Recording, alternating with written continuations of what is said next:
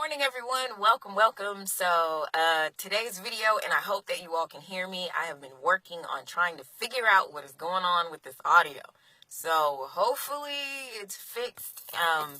And I just needed to be closer to the camera. But whatever. So the last video that I had to delete because you couldn't hear anything was talking about growing up in this space and being an Orisha kid. I love that, Orisha kids. Being brought up Lukumi was a very interesting thing, particularly because back in those days, when it came to African Americans being a part of the Lukumi faith, it was still relatively new. Many of us are still having conversations about what our spiritual identity is. And for a long time, and let's not pretend like this wasn't the case, if you were not a native Spanish speaker or from a Spanish speaking country, a lot of times you were locked out of that knowledge and you were locked out of certain spheres of learning. I mean, we can go on and on about this all day, and I probably think some folks are going to in the comments to try to deny that African Americans were even looked down upon in their spiritual identity in this faith.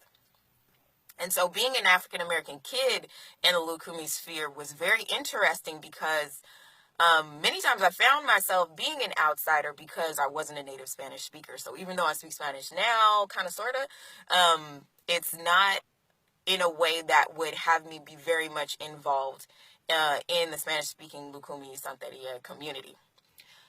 And I think that my parents, because they were converts from Christianity into this faith before I was born, they saw a lot of value in there being a lot of other African Americans or other people from varying regions that would be a part of my spiritual community growing up.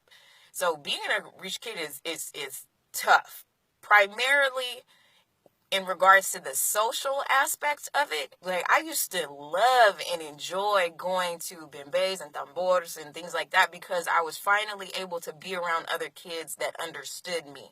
So understood what I was going through in class and understood, the bullying that was involved. Like, I had a couple of friends that had gone through their year in white as kids, and I am wholeheartedly against that unless it is something that has to happen. And that's because I have friends that were tortured in their formative social years, and it had gotten so bad that they actually ended up, converting and not being a part of the faith later in life. And I think part of that was because, when you're a young person and you're still trying to find yourself, still trying to, see who you are in the grand scheme of things, going through a year in white is tough. It's very tough.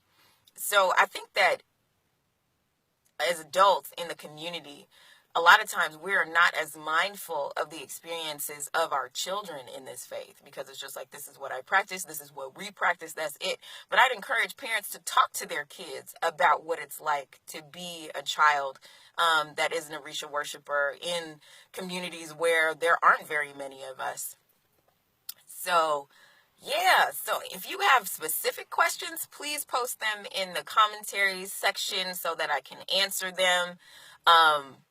I would not change my upbringing for the world because it armed me to be a more intelligent person. Nobody could tell me nothing. My dad was like, we practice a faith that a lot of people don't understand. So the best thing that you can do is know just as much about other people's faith so that they can't come at you with some nonsense. And I value that. And my mom was like, we are in this community because we are determined to give you identity. And so I'm thankful to them for that. And this religion helped me practice mindfulness that saved my tail later on in life. So hopefully this video is better for you all. So please, any specific comments or questions that you have, drop them below. Bye.